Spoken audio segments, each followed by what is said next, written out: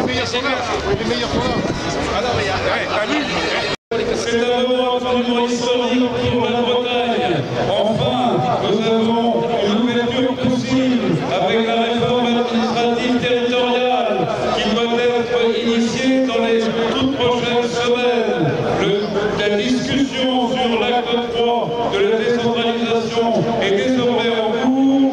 On ne comprendra pas que demain, la Bretagne ne soit pas réunifiée dans le cadre de la diminution des régions et en aucun cas nous ne pourrions accepter la fusion de deux régions, Bretagne, Pays Noir par exemple, qui nous éloignerait considérablement de toute possibilité de décision pour pouvoir à la fois orienter notre politique culturelle, notre politique économique, notre politique maritime, notre politique touristique, qui nous empêcherait de trouver un grand essor autour de la dynamique bretonne pour nos entreprises, alors que la Bretagne a 5 départements, 22e région européenne.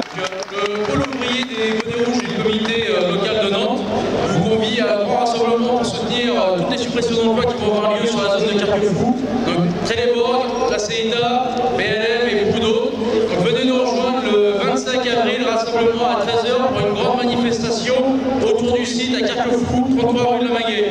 Merci, on compte sur vous. Résorez, vive, décidez de travailler en Bretagne réunifiée.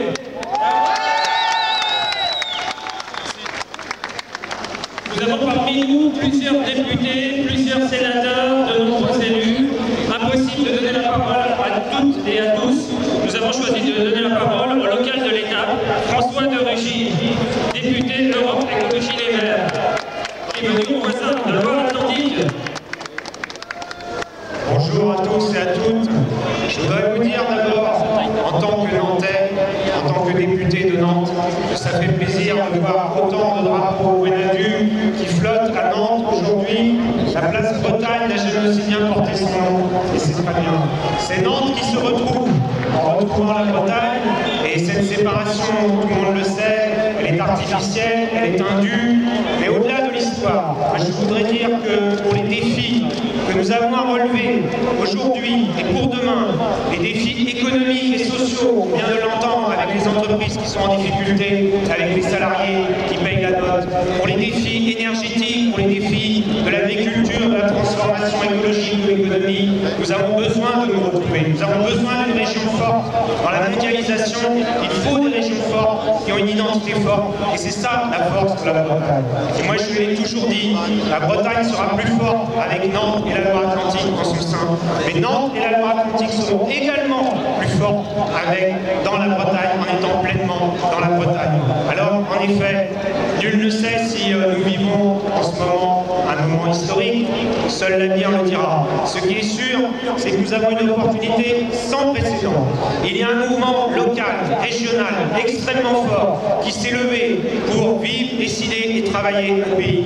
Et en même temps, il y a un Premier ministre qui vient d'arriver et qui, dès sa première déclaration de politique générale, a dit qu'il voulait réformer en profondeur l'organisation territoriale de la France. Alors saisissons cette occasion, saisissons cette opportunité, et moi je veux le dire très simplement, avec un mot d'ordre simple, réformateur de tous les partis, unissons-nous, quelle que soit la couleur de notre bonnet. Dernière chose, annoncée récemment, Manuel Valls, qui a été comme un plaisir de longtemps, a récupéré une des phrases du mouvement Bonnet Rouge, il faut libérer les énergies.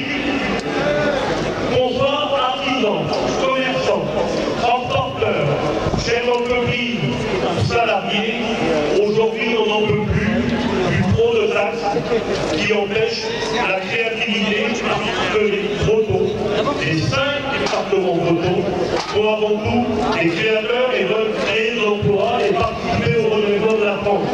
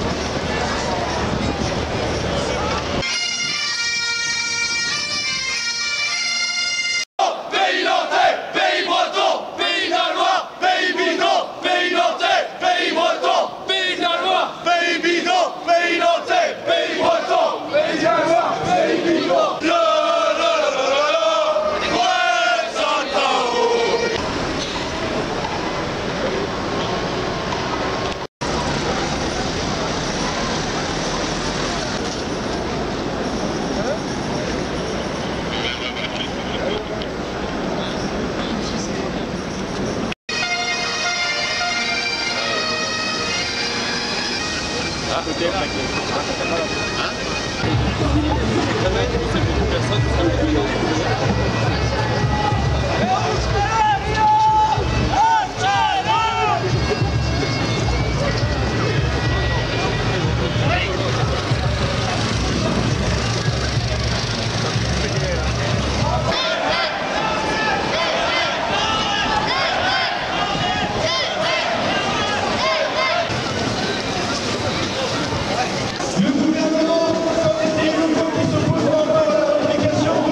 peuple nous